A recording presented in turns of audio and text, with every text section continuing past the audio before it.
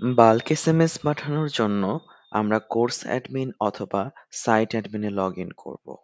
Course অ্যাডমিনে যদি log in করি সেক্ষেত্রে মেনু থেকে স্টুডেন্ট ম্যানেজমেন্টে আসব এবং সেন্ড বাল্ক এসএমএস অপশনে চলে যাব। আর যদি সাইট অ্যাডমিনে লগ ইন করি সেক্ষেত্রে মেনু থেকে এসএমএস ম্যানেজমেন্টে আসব, এসএমএস ম্যানেজমেন্ট থেকে send bulk SMS. Send bulk SMS option ব্যবহার করে আমরা বেশ কয়েকভাবে মেসেজ পাঠাতে পারি।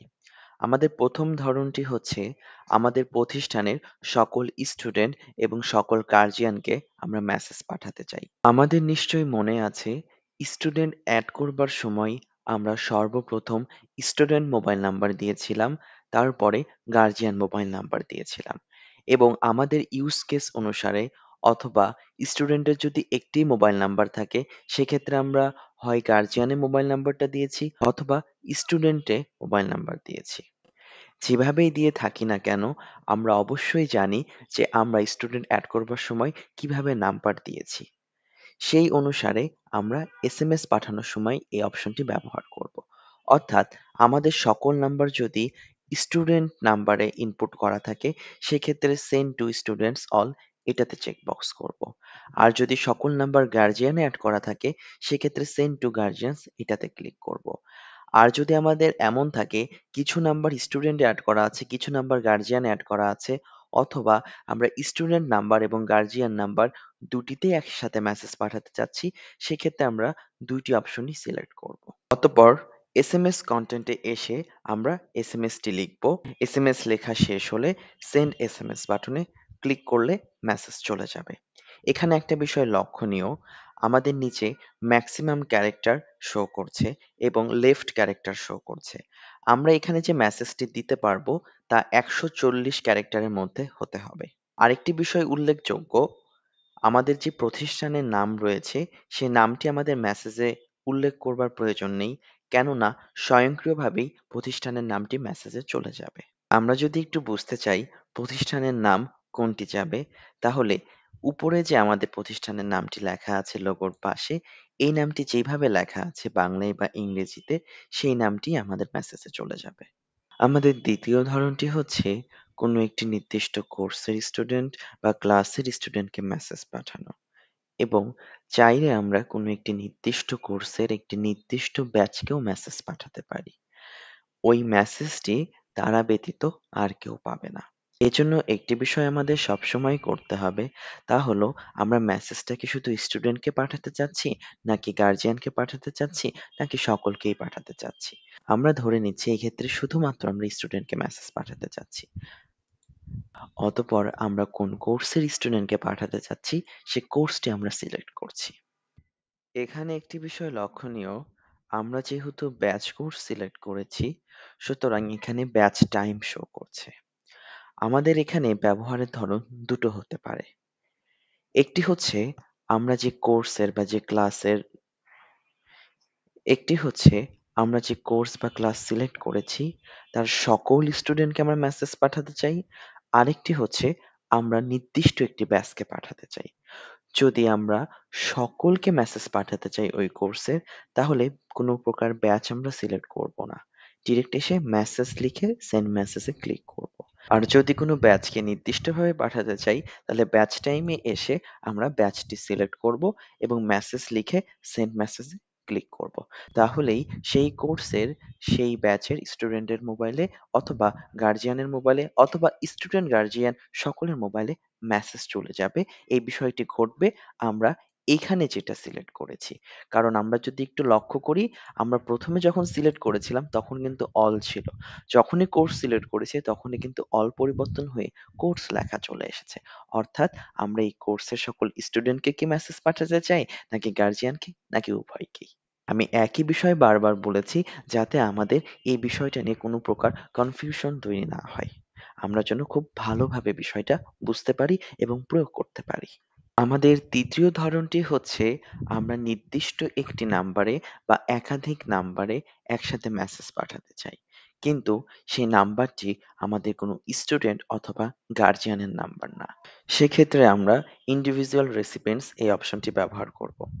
এখানে আমরা একটি মোবাইল নাম্বার দিব এবং অ্যাড বাটনে ক্লিক করব। এরপরে যদি আরো মোবাইল নাম্বার আমরা অ্যাড করতে চাই, সেক্ষেত্রেও একটি করে মোবাইল নাম্বার দিব এবং অ্যাড বাটনে ক্লিক করব। অতঃপর মেসেজ লিখে সেন্ড মেসেজে ক্লিক করব। তাহলেই মেসেজটি চলে যাবে। আমাদের চতুর্থ ধরনটি হচ্ছে আমরা যে সকল ইনস্ট্রাক্টরকে অ্যাড করেছি এবং অ্যাডমিন অ্যাড করেছি তাদেরকে মেসেজ পাঠানো। সেক্ষেত্রে আমরা সেন্ড টু ইনস্ট্রাক্টরস অথবা সেন্ড টু অ্যাডমিনস এই অপশনটি ব্যবহার করব। এখানে সিলেক্ট ইনস্ট্রাক্টরস এ ক্লিক করে আমরা ইনস্ট্রাক্টর সিলেক্ট করতে পারি। চাইলে সার্চ করে নির্দিষ্ট একজন ইনস্ট্রাক্টরকে খুঁজে তাকেও সিলেক্ট করতে পারবো। অ্যাডমিনের ক্ষেত্রেও একই বিষয় প্রযোজ্য। আমরা এখান থেকে অ্যাডমিন সিলেক্ট করতে পারি অথবা এখান থেকে নির্দিষ্ট অ্যাডমিনকে সার্চ করে তাকে সিলেক্ট করতে পারি। আমরা অ্যাডমিন বা ইনস্ট্রাক্টর সিলেক্ট করবার পর এসএমএস কন্টেন্টে আসবো এবং এখানে এসএমএস লিখে সেন্ড এসএমএস এ ক্লিক করব। তাহলেই নির্দিষ্ট ইনস্ট্রাক্টর অথবা নির্দিষ্ট অ্যাডমিন মেসেজ পেয়ে যাবে। আমরা এতক্ষণ ধরে যে ৪ টি উপায়ে মেসেজ পাঠানোর অপশন দেখলাম, মূলত এই ৪ টি উপায়ে আমরা মেসেজ পাঠাতে পারবো। এছাড়াও আরেকটি বিষয় রয়েছে। আমরা চাইলে পূর্বের ৪ টি বিষয়কে মিক্স করেও মেসেজ পাঠাতে পারি। অর্থাৎ আমাদের যদি এমন হয় যে আমরা কোনো একটি মেসেজ সকল স্টুডেন্টকে পাঠাতে চাচ্ছি, তারপর নির্দিষ্ট একজন ইনস্ট্রাক্টরকেও পাঠাতে চাচ্ছি এবং একজন অ্যাডমিনকেও পাঠাতে চাচ্ছি। তাহলে আমরা এখন যদি মেসেজটা লিখে সেন্ড বাটনে ক্লিক করি, সকল স্টুডেন্ট মেসেজ পাবে, ইনস্ট্রাক্টর মেসেজ পাবে, অ্যাডমিন মেসেজ পাবে। একই সাথে আমরা যদি এখন কোনো কোর্স সিলেক্ট করি, সেক্ষেত্রে এই কোর্সের সকল স্টুডেন্ট মেসেজ পাবেন, এখানে যে ইনস্ট্রাক্টরকে সিলেক্ট করেছি তারা মেসেজ পাবেন এবং যে অ্যাডমিন আমরা সিলেক্ট করেছি সেও মেসেজ পাবে। এটার সাথে আমরা যদি চাই যে আমরা আলাদা একটি নাম্বারে মেসেজ পাঠাবো যে নাম্বারটি আমাদের সিস্টেমে এন্ট্রি নাই, আমরা যদি এখানে সেই নাম্বারটি টাইপ করে অ্যাড বাটনে ক্লিক করে এবং মেসেজ পাঠাই, তাহলে এখানে যে স্টুডেন্ট আমরা সিলেক্ট করেছি তারাও মেসেজ পাবে, ইনস্ট্রাক্টরও মেসেজ পাবে, অ্যাডমিনও মেসেজ পাবে, ইন্ডিভিজুয়াল রেসিপিয়েন্টসও মেসেজ পাবে। অর্থাৎ আমরা এখানে যে ফিল্টার বা বিভিন্ন উপায় রয়েছে মেসেজ পাঠানোর, সবগুলা যদি আমরা একসাথে ব্যবহার করি তাহলে সবগুলা একসাথে অ্যাপ্লিকেবল হবে। আশা করি আমরা বিষয়টা বুঝতে পেরেছি। আমাদের যখন যে ধরনের ব্যবহার করবার প্রয়োজন হবে, সেই ক্ষেত্রে আমরা সেইভাবে ব্যবহার করব। যেমন আমাদের যদি আগামীকালকে প্রতিষ্ঠান বন্ধ থাকে এবং আমাদের প্রতিষ্ঠান সম্পর্কিত যারা আছে সকলকেই জানানোর প্রয়োজন হয়, সেক্ষেত্রে আমরা এই ২ টি অপশন সিলেক্ট করে এখান থেকে ইনস্ট্রাক্টর যারা আছে তাদেরকেও সিলেক্ট করব, অ্যাডমিন যারা আছে তাদেরকেও সিলেক্ট করব। এভাবে সকলকে সিলেক্ট করে আমরা মেসেজ যখন লিখে দিব, তখন সকলেই মেসেজটা পেয়ে যাবে। এভাবে খুব সহজেই বিজ্ঞানের বাল্ক এসএমএস অপশনটি ব্যবহার করে আমরা মেসেজ পাঠাতে পারব। কিছু গুরুত্বপূর্ণ বিষয়, প্রতিটি মেসেজ পাঠানোর জন্য ৩৫ পয়সা করে চার্জ প্রযোজ্য। এসএমএস চার্জ সমূহ প্রত্যেক মাস শেষে বিজ্ঞানের সাইট অ্যাডমিনে লগ ইন করে পেমেন্ট ওভারভিউ অপশনে গিয়ে ইনভয়েস অপশন থেকে আমরা পেমেন্ট করতে পারবো। আমাদের এসএমএস ব্যবহারের ক্ষেত্রে কোনো লিমিটেশন নেই। আমরা প্রত্যেক মাসে যা ব্যবহার করব সেই অনুপাতে আমাদের বিল আসবে যা ইনভয়েসে অ্যাড করে দেওয়া হবে। আরেকটি বিষয়, আমাদের মেসেজটি একটি নির্দিষ্ট নাম্বার থেকে যাবে যা 09 দিয়ে শুরু হবে। আমাদের মধ্যে কেউ যদি মাস্কিং এসএমএস পাঠাতে চায়, অর্থাৎ তার প্রতিষ্ঠানের নামে মেসেজ পাঠাতে চায়, সেক্ষেত্রে বিজ্ঞান প্রতিনিধির সাথে যোগাযোগ করবে এবং কিছু ডকুমেন্ট সাবমিট করবে। তাহলেই খুব সহজে মাস্কিং এসএমএস পাঠাতে পারবে। আমাদের মাস্কিং এসএমএস এর সার্ভিস চার্জ হচ্ছে ৫৫ পয়সা পার এসএমএস। আশা করি আমরা এসএমএস সংক্রান্ত সকল বিষয় বুঝতে পেরেছি।